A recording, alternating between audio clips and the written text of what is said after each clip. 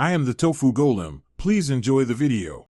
In this video, I will explain how to use Thinkorswim for futures trading. First, ensure you have an approved futures trading account. Navigate to the Trade tab on the platform. Here, you will find various futures products available for trading.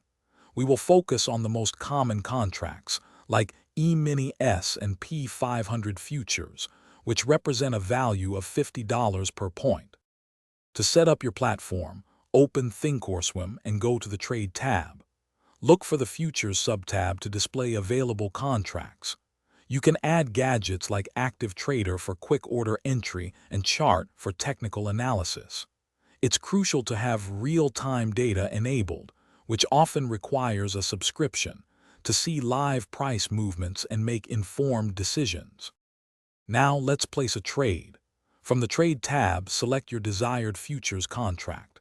For instance, if you choose the E-mini S and P500, you'll see its contract specifications.